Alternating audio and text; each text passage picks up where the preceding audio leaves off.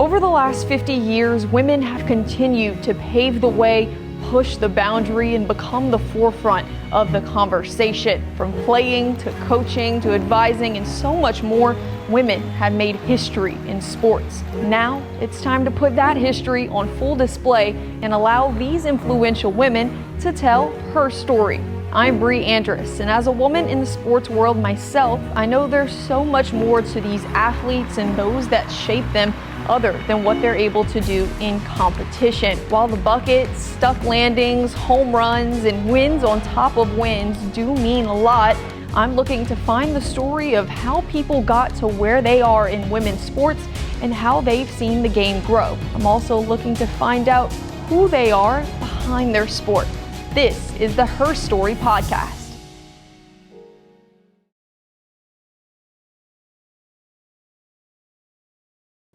Welcome into the Her Story podcast, episode 1. I'm your host, Brie Andras, and when I was thinking about who I could get for this first episode, I was thinking of someone with a big personality who really loves what they do and I think has an interesting story that maybe not a lot of people know. And so, first person that came to mind was LSU gymnast Ballard. Sierra, thank you for joining me today. Thank you for having me. It feels so special being the first person. Oh yeah, of course. So I just want to know, off the bat, just what has this journey been like for you over the last, you're super senior now, so 5 years. Just if you could sum it up, what has it meant to you? I don't know. It's really been a roller coaster, but I think the biggest thing that stands out is just like community. Like this place has really just built my community, whether that's through connections I've made or like the family that I've gained being part of this team. It's really just been filled with so much love and so much gratitude, and I'm really grateful for every single opportunity I've been given.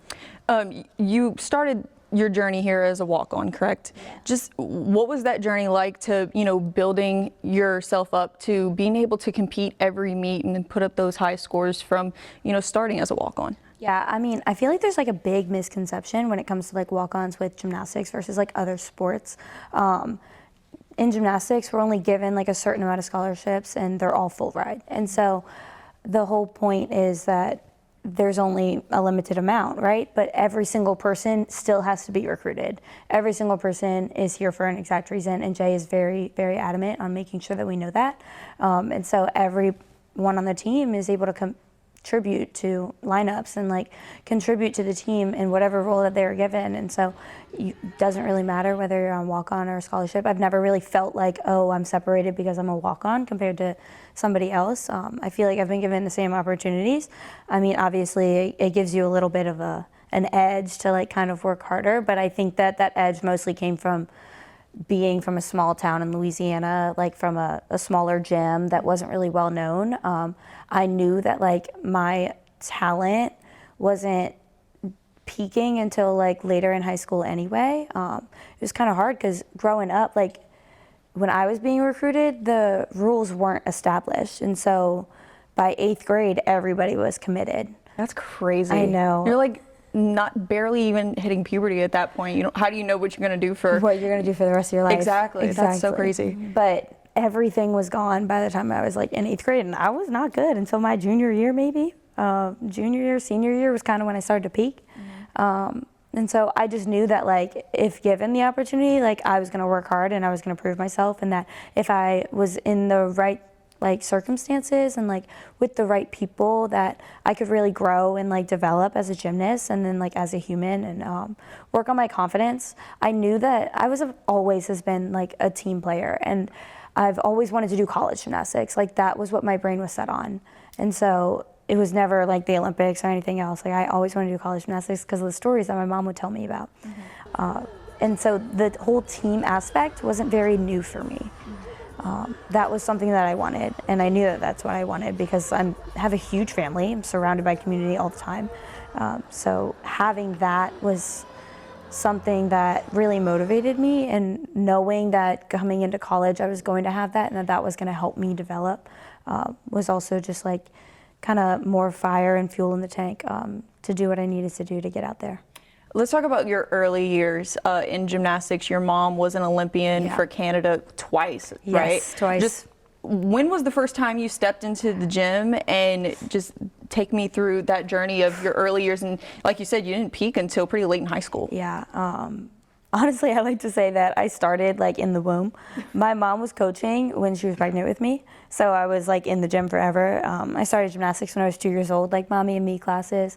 But it's kind of funny because my mom didn't want me to do gymnastics. Really? Why? She wanted me to be a tennis player because she roomed with tennis players at Georgia. Oh, fun. Yeah, and so she was like, ooh, like she'll do this, like, because she also didn't want to be that mom that like pressured their kid into doing the sport that they did, especially knowing like what she had accomplished and how great she was at the sport, and then not only everything that she accomplished for Canada, but everything that she did at Georgia. And so there's kind of that aspect, but then also like she was like, tennis is really cool and you can make money because you can go pro. And I was like, kind of smart, but I fell in love with the sport of gymnastics and I never turned back. Did you play tennis at all? I tried to. We did do a couple of lessons. I remember at like it was Pelican Athletic Club. That's where we were at PAC. That was like our gym. And I did do a couple of lessons. I was more soccer. I did soccer and gym. Then I was like, I don't want to run that much. No, fair. And I was like, I'm just going to run the 70 feet down the vault runway and the 3 steps into my tumbling pass and call it a day. Yep. I like that. But it's more fun to dance and to perform anyway. Yeah, no, for sure. Just coming from Mandeville, Louisiana, and like you said, from a small gym that isn't as well known as these bigger gyms across the country, just what was that like being in, you know, a smaller space? I mean, it's a really nice gym. I love my gym. And the coaching is great, always has been. My mom ended up coming, like whenever I decided I wanted to be serious about gymnastics, she decided to start coaching me. So I always had my mom there in the gym pushing me, knowing like having somebody that close to you who like knows how you tick and knows how to motivate you and kind of knows like what you're truly capable of. They're not scared to push you too far, which has always been really nice. It is hard sometimes, obviously, having a parent as a coach. And being a parent, like thinking about that, like having to separate coach and mom must have been like really hard for her. And so obviously there was moments where the line was blurred. And so that was kind of frustrating for our relationship, but I am very grateful for it, and I'm very grateful for everything that she did because I wouldn't have been here without her as my coach. But it's kind of hard because you don't have the notoriety that other gyms have. So college coaches naturally go and recruit at these top gyms that consistently are producing top gymnasts. And so like Georgia Elite, for example, like I remember going and training there in the summer because my mom did gym with Elena's mom. And so Elena's parents owned Georgia Elite, and we would go up there and we'd train with them for like a couple of weeks. But it's just kind of crazy because they would have college coaches come in like every couple of days. And I was like, this is like normal? I was like, I'm like freaking out right now. Has a college coach ever went to your gyms? Yeah, we did. We had, I mean, Jay and Dee Dee came for obviously like a couple of people. I mean, they know because we're right in the backyard. And we've had a lot of gymnasts from my gym come to LSU, especially in the past. And so as we continue to develop like some top athletes, and when the top athletes from the state were from North Shore, they would come and visit. Garrett actually came when he was at Arkansas and came and watched me and recruited me.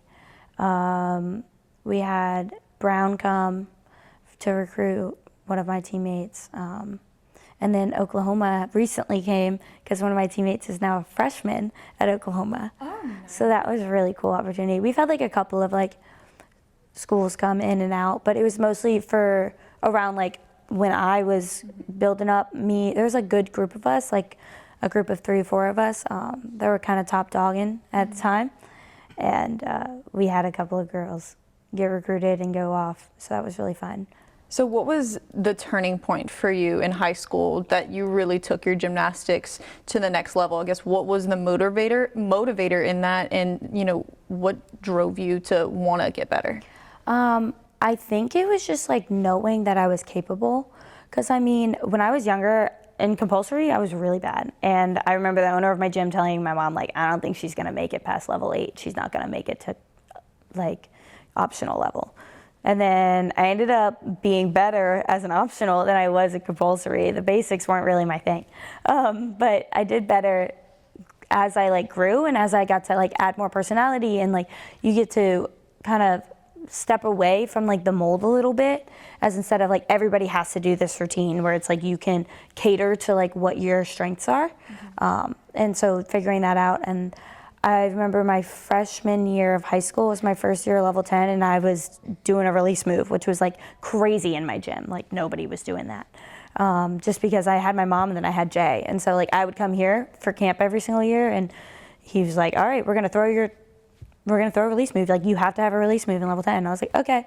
I threw my first release move in the old gym over in the field house. Oh, wow. Yeah, that was a long at time LSU ago. camp. Like, it's crazy. Like, I used to train back there with the girls, like, at camp. And, like, I would just come in, like, before LSU meets, I would come and train with my cousins because Bengals gymnastics used to train in the gym here. And so any sort of opportunity that I was given to, like, get feedback from college coaches. I was always going to college camps, or just like other coaches in general, just to like try and figure out like what my specialty is and like what I need to work on and like how to get these bigger skills, because I knew that I was capable of the bigger skills because I had like strength as opposed to like basics and like the technique. And so I was like, if I can get there and then learn how to perfect them, then I can get where I need to be. But you have to have the skills in order to like make a name for yourself. Right. And I think whenever I made nationals my first year of level 10, that's when I was like, wait, I made nationals. I was like, I could totally do this. Like, so I think it was just seeing the success that I had made even whenever I thought that I wasn't good enough. And knowing that like, okay, if I'm able to do this without being where I want to be, just imagine whenever I get there what I'm able to do. So you have a lot of gymnastics in your family. I mean, obviously your head coach now, Jay Clark, is your uncle, but Jay does not strike me as the type of coach that would coddle you because you're his niece. He seems like he would be even tougher on you and no special treatment because you're his niece. Is that kind of the dynamic you guys have as coach and athlete? Yes, definitely. There is. I mean, he is very much like father figure to everybody. Like, he is so worried and making sure that everybody is, you know, mentally okay, and like he always is looking out for us, and he's always the one that's like, you know, gets angry at the boyfriends whenever they mess up. Like, he is that type of guy naturally. And so it's just kind of like feeling that like it doesn't feel like it's separated because he's my uncle. Like, it's very much he is acting like that with everybody because he cares about us. He genuinely cares about us as people. And that is something that is hard to say about most coaches. And we're very grateful for. And we can say that about every single one of our coaches. But he definitely has not coddled me as my uncle. I think there is a very big like separation between like in the gym and then like at family functions. But I'm just really grateful for that. So whenever you started your career here at LSU, you weren't at every meet, every event kind of gymnast. That really took off your junior year. And then since then, you've been just kind of that consistent veteran presence. Just what was that like for you going through your freshman and your sophomore year and leading up to where you could be a consistent contributor? Yeah, my freshman year, I really like kind of pushed for that floor lineup. My beam confidence was not there. I kind of fell off a little bit my senior year. I was not typically the person to fall on beam like ever. And then my senior year, everything was just a little thrown off and I could not hit a beam routine. Because I fell twice my junior year of high school at nationals in one routine. And I was So like, that kind of messes with your mental. very much. I kind of got in my head a little bit, and then I came in senior year and I couldn't hit a beam routine. And then finally I hit a beam routine, and then COVID hit. And it was like, dang. So right as I was starting to catch some speed again, COVID hit, and the season was over. So it was like, all right, come into college, and now all of a sudden you have all these other added things on top of it. And so my beam confidence was just not there. And I knew that I could do floor and I could perform, and that was something that they really prioritized here, was performance aspect. And we were known for our floor choreography at LSU, and I was like, I can dance. I know I can dance. I spent years dancing in my living room to YouTube videos. Like, I know I can do this. And I was finally, like, I had a new pass. I was just starting the double layout. I'd never competed the double layout before I got to college. So that was like kind of fun. It felt a lot easier, a lot more like, I was more confident in approaching the double layout than I was in doing my double Arabian the years before. And so I kind of took it like the step-by-step route. So it was like the first meet, didn't really do anything. Like the first 2 meets. And then, well, the second meet, I warmed up floor when we were doing bars warm-up. So I was like off on my own. You're talking about your senior year of college? Freshman year. Freshman year of college. So this is like literally step by step. So it's like first home meet, nothing. Second meet was away. I got to warm up on the floor, not during the actual warm up though.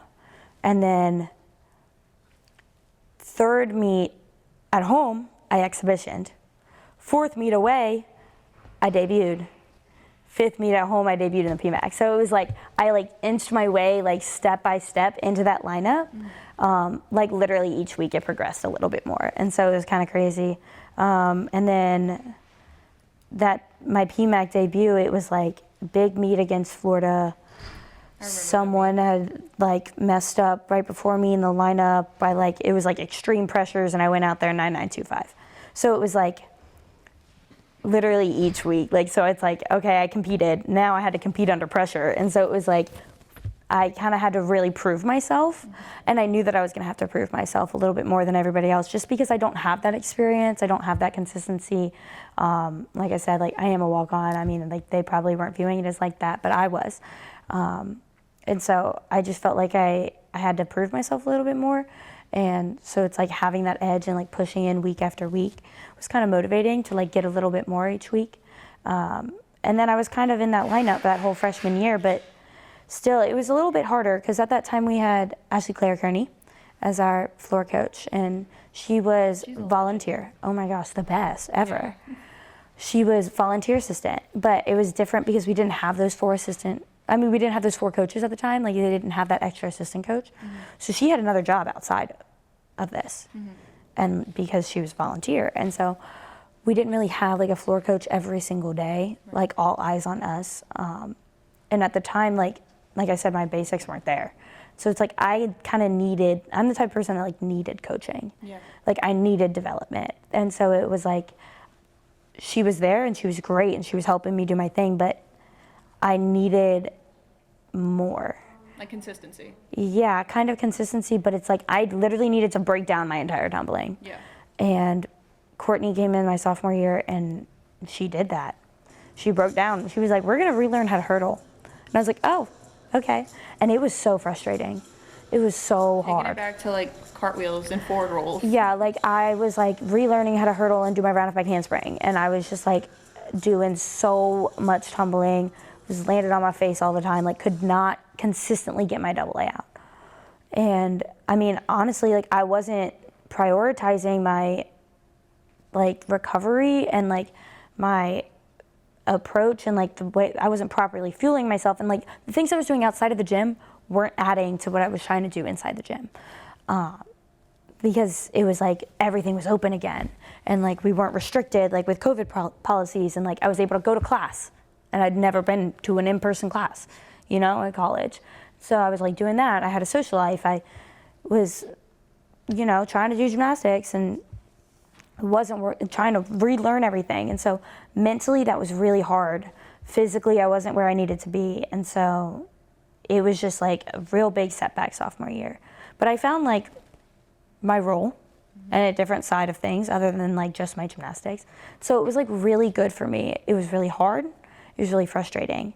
But I am extremely grateful for that year because that kind of is what like turned my perspective on everything to where it's like I have more worth than just gymnastics. Yep. I am like more than a gymnast. I'm a human too. And I'm a friend. And I am a motivator. And I am a leader. And I am all these things that are not a gymnast. Yeah.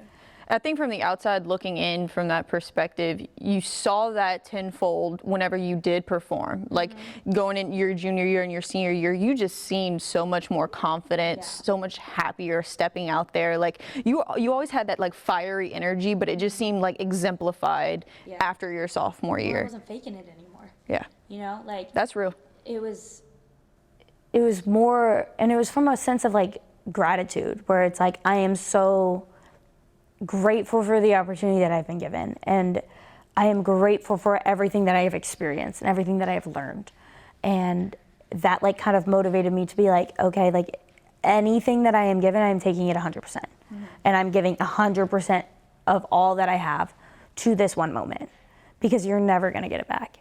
And so I think like that whole process of like restructuring my gymnastics, restructuring my mental approach, restructuring my confidence, and like everything that happened sophomore year is kind of like what led me into doing what I could do junior year. And so I went home after sophomore year. The entire summer I was home just training and just kind of separating from everything, so that whenever I came back, it was just kind of like a reset, a refresh moment. And it like made me like, being so separated from everything made me like realize like how amazing LSU is and how grateful I am to be here. To say that you struggled so much on beam at the end of your high school career, you're an All-American on balance beam. Yeah, that's actually crazy. You put up a 9.95 in the leadoff spot at Nationals, the year you guys won national championship last season. Just that growth on beam, because from what I hear, I wasn't a gymnast, but from what I hear, balance beam is the most mental taxing as much as it is physical. Just how did you get over that hump into, you know, where you grew to where you are now? Yeah, I mean, when I was younger, when I was in high school, like before the whole fiasco, I was so confident in beam. Beam was my best event. It always has been. Like I was recruited here by Dee for beam. And I think Dee reminded me of that, first of all. Second of all, just the emphasis that Bugs, Ashley Nat, has put on our process really helped me find that again. And it was kind of like going back, like I went back and I rewatched all my videos all the time, because I was like, I was really good at beam, and I know that I'm good at beam, and I know that I'm capable of doing like every single skill in the book on beam, because I would just be there for hours, because I could bust out my assignment in about 15 minutes, and then I would just be playing around on the beam because it's fun for me. Gymnastics is fun, and beam is like the most fun, because it's like you can do one skill and then you can connect it to like 8 different other skills, and you can do it in a million different ways. On a 4-inch wide beam. Well, yeah. That blows my mind anytime I think about it. It's just like, I think that it's so fun because there's so many different ways to do one skill. Yeah. And you can't really do that as much on other events, which is cool. And so I think it was just reminding myself of like what I was capable of, but then also like figuring out which process worked for me. Because I used to work really, really fast on beam. And I would just be the person that would like get up on the beam and I wouldn't get off until I was done. And I would be done in like 15 minutes. And I was like just moving really fast. And then I realized that like I now work very slow on beam. And because I'm so quick twitched and because I'm so like aggressive and like fast, that if I force myself to slow it down, then I have more control in my body, and like it's easier for me to like be consistent. So it's like, yes, like I was good at beam and I was moving fast and I was getting my stuff done, but I wasn't as consistent as I am now because of that approach. And like when we switched that mindset, and when Bugs was like, we're fixing like our process, every single person, what is your process? And you would have to sit there and literally explain it to her, word for word. And is that kind of what you and Bugs do before you get on beam, when you hold hands and talk? Tell me, if you can, I what can you tell say. you everything. Yeah. Yeah, it's like I'm a big cues person. Because when I'm in the moment, I don't really say the cues, but I need to say them ahead of time. And I do this on floor too for every single pass. But for beam, we hold hands, we kind of like joke and we just talk about something random before. Big deep breath, hold hands. And the holding hands thing, actually, I'll explain this. It came from when I was in high school. I used to hug my coach before my routine, and she would say, give me all your stress. And so it was like the hug was like me giving all of my stress to her. And so when I came in, like that was kind of the idea, but I couldn't hug her because of COVID. So we did the handshake. And so the handshake is kind of like the transfer of the stress from me to her. Just kind of like getting it all out. And I go, longest routine of my life, longest series of my life, longest transfer from the back handspring to the layout, longest leap pass of your life, longest needle kick into the front toss, longest set into the dismount. Taking your time and enjoying every single moment. Let me take a deep breath, and then I say, I love you. She says, I love you more, and then that's it. So you're just like visualizing your routine before you even it's step just on like the beam. saying everything, and it's just like reminding myself that like I'm allowed to take my time. Because like you have a full minute and a half up there. Yeah. And like my routine's choreographed, like if I just went up and did a beam routine, it would probably be under a minute. But like at practice. So the whole point is when you're in those high stress situations, finding ways to lower your heart rate and to slow everything down helps me like stay calmer. It gets rid of the nerves, it gets rid of the shaking, and it like helps me be more consistent. And the whole point is like whenever I start to rush, like I don't push all the way through my legs in my series. Like I don't get all the way into that needle kick before my front toss. And so it's like I rush these little things and then it causes me to go crooked. And so by lengthening it, using the length of the beam, using the full minute and a half, using every single breath, it's like I know that I can hit and do exactly what I need to do. How is bettering your mental health with your gymnastics just kind of help you grow as a person, you know, outside of gymnastics? Yeah, definitely. I mean, like gymnastics, you said earlier, it's a very mental sport. And so when your brain is elsewhere, when you're doing gymnastics, it's very unsafe because one, you're flipping and you're upside down and you're doing dangerous things. But when you're not locked into like what you're doing, it can, you know, cause a risk for injury. And so it's really hard to separate outside things from the gym all the time. It's like, and we're dealing with so many of those things. Yeah. I mean, you're in your 20s, you're young, it's life. Like, exactly. You have a lot going on. Just how do you find that separation? Yeah, and so it's just like practice, like literally just practice. And like some days it's harder than others. And like still to this day, like I have learned, and I've been working with our sports psychologist, Dr. Poole, for years, and like on and off, just trying to figure out like techniques that work for you. Whether like if you're the type of person, like I'm the type of person that needs to just say it. Like I can't hold things in. I can't either. I'm the can't same do way. it. And so like I'm a big ranter. And so when something's bothering me, I'm like call someone up and I'm like, I just need you to listen and I need you to not say anything. Same way. Yeah. I'm like, just listen to me, let me talk, let me ramble, let me get it out. It's not gonna come out right the first time. Okay? So let me just say it, because then once I say it, then I can think about it and process it and figure it all out. And I know that I'm that type of person, so it's like finding those people that I'm comfortable with, finding those people that are like on the outside that aren't as involved, so that if I say something wrong, then like it's not like the worst thing ever. And so it's like I have learned that about myself through many trials, many struggles, and have figured out what works best for me. And so it's like, but I still struggle to this day with it, because it's like there's moments I come in and I'm like thinking about something else, and I'm like, Sierra, you have to do 4 beam routines today.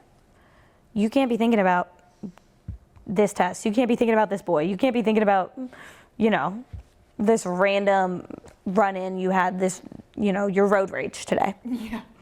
Okay? No, that's real. Yeah, because it's like sometimes things just bother you, and so it's like finding ways to switch the mindset so that when you're in the gym, it's about gym. And then when you're outside of the gym, it's not about gym. And like separating that, because when your whole life revolves around your sport, it's so mentally taxing and it's exhausting.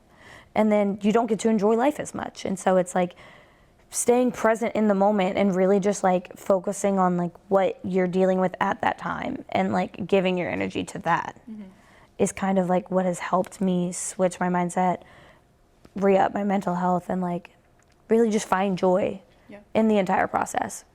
I don't want to make you sappy, but your final season is coming to an end soon. I know. I just want to know how are you going to navigate figuring out your life without competing in gymnastics and just figuring out what's next? Yeah, that's like really sad, because I think I'm more upset with like the loss of community, but then like, cause I'm mentally like I'm ready to move on. Like, I'm excited for the next chapter. Like, I kind of already have an idea of what I want to do. I have things lined up. I have like an internship lined up. Hopefully I get it. Everybody pray for me. But I like have the path outlined. Obviously, we don't know if that's what I'm going to end up doing. I don't know if that's what God has planned for me. But as of right now, that's kind of where we're headed. And so that aspect's not really, it's terrifying. It's not like I'm sitting here like, okay, I don't know what to do with my life. But it's really sad because now I have to be like, I'm a retired athlete. I don't get to do gymnastics every day. And obviously, like for the first couple months, it's gonna be like, oh, my body feels great. I don't have to do gymnastics today. I don't have to go in the gym and do a double layout. But also, there are gonna be days that I wake up and I'd be like, I don't get to do a double layout today. That's fair. I don't get to do a double layout ever again. Well, I think it's important because I realized that too. I did pageants my whole life. So walking away from that when I graduated high school was like rough, trying to figure out like, who am I, you know? Yeah. But then I found like my passion in doing something like this. You have a bachelor's degree in finance. And did you already get your master's? Yeah, I'm getting my second master's. Second master's? Yeah. 3 degrees in 5 years. Yeah. You're a multi-time academic All-American. Just how much pride do you take in just being a genius? I just love school. I think that's what it is.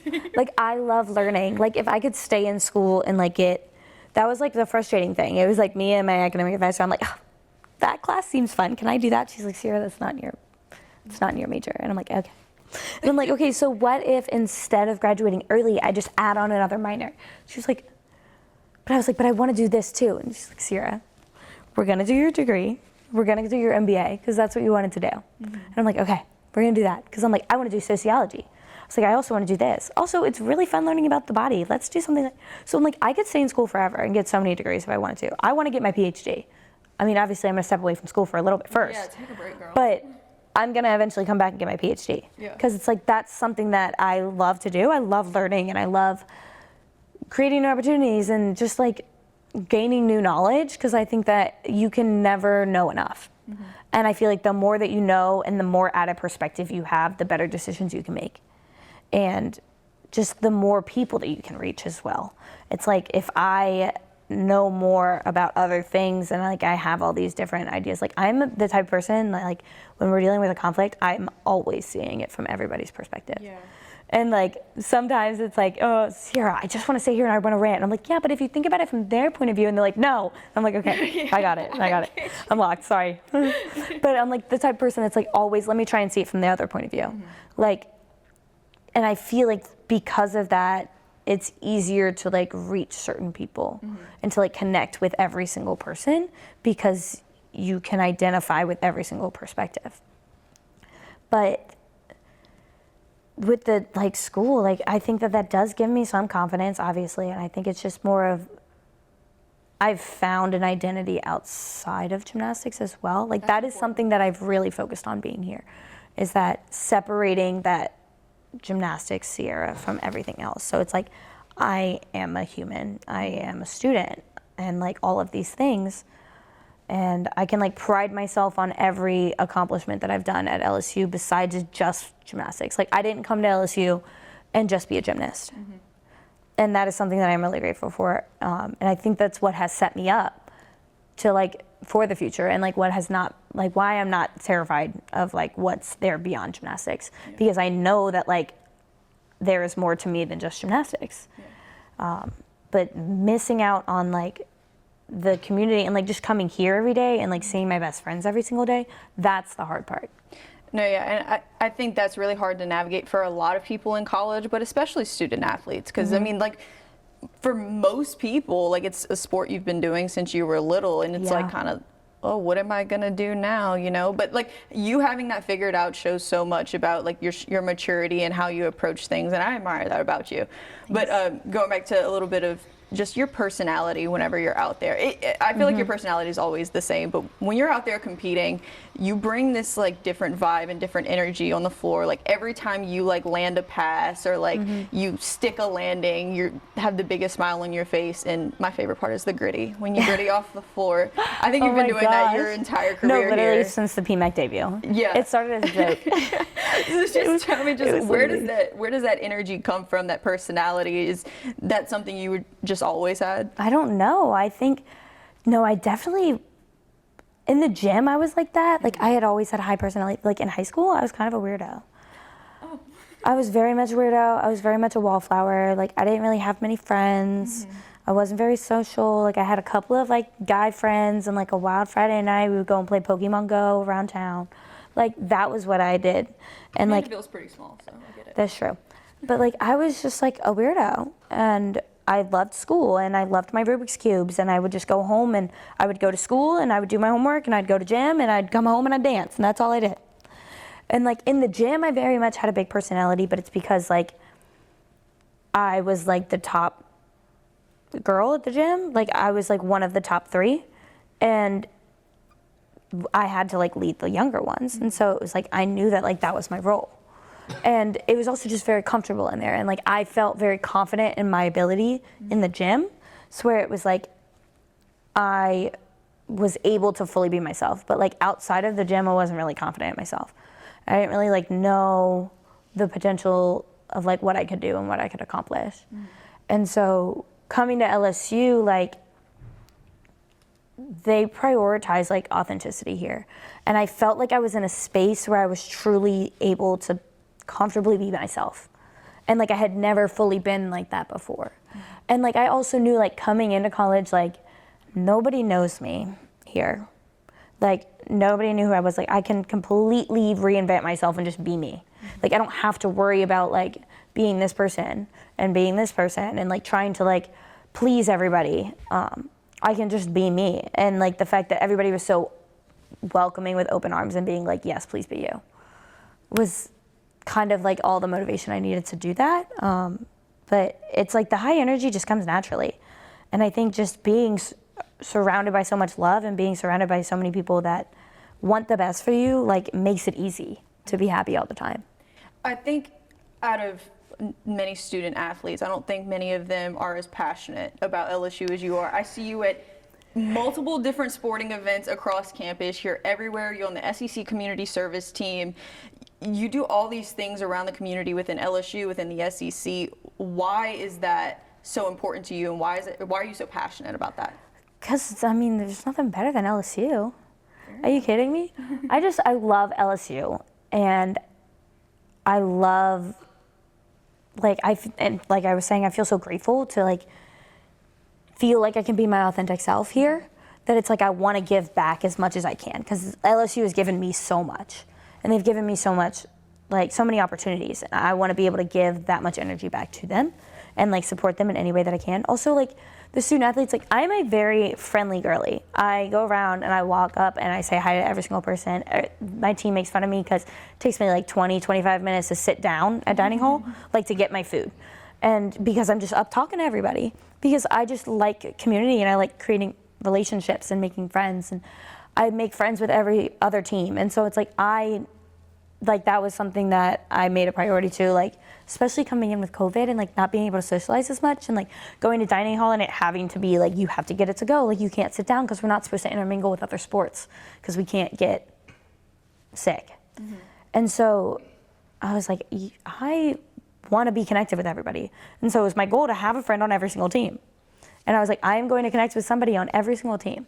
And then also it's like, how do you expect people to show up to support your sport if you're not going to show up and support theirs? That's fair. So I'm like, if I'm going to ask you to come to a gym meet, I'm going to go to a softball game, you know? I'm going to be at all the softball games. I'm going to be at the tennis matches. I'm going to go up, like, yesterday I went straight from softball to baseball. Like, I was all over the place. But so it's a running joke, like, sometimes, because I'll walk in and Bugs is like, how many sporting events did you go to this weekend this year? And I'm like, I mean, especially 5. as a student, you get to go for free, so why exactly. not? Like, you're never going to be gifted the opportunity to see this much elite sports at anytime, ever again. That's what I say. Like LSU is so good at everything. I mean, have you seen the list of how many people are in the top 25? Yeah. That's what I say all the time. It's like you can't really list that many schools in the country that are in the top 25 in that many different sports and have won national championships in that many different sports. Yeah. And so it's just like every single sport is elite. Every single one of us is elite. So it's like if you can show community and show love in any sort of way, and like also why not go and watch great athletics? Yeah. I love sports, so I'm gonna go and watch them. I have one last question for you before we go. What do you want people to remember about you after your gymnastics career is over here? I think like the big word for the year has been passion. I feel like passionate is kind of like the word that describes me, and like I try to be 100% passionate about every single thing that I do. Whatever I do, I want to give 100% to. And I think that I want people to remember me by that, and that like I'm always willing to like be fully invested in a conversation, fully invested in a moment, fully invested in any experience that I'm given. Even if I don't feel like doing it, like however much I have that day, I'm going to give it all. And so I hope that that's something that people can remember me by, because that's something that I've really been trying to do. And I hope that it, you know, helps inspire other people to approach every opportunity the same way. I cannot thank you enough for joining me today. Like, I really enjoyed our conversation. I really enjoyed getting to know who you are behind what you're able to do in the PMAC on Friday nights, because that's special. But like just getting to know who you are as a person has just been even more special. So thank you so much for joining me on the Her Story podcast. And I wish you the best of luck with the rest of the season and in your career after this year. Thank you so much. Thank you. It was awesome.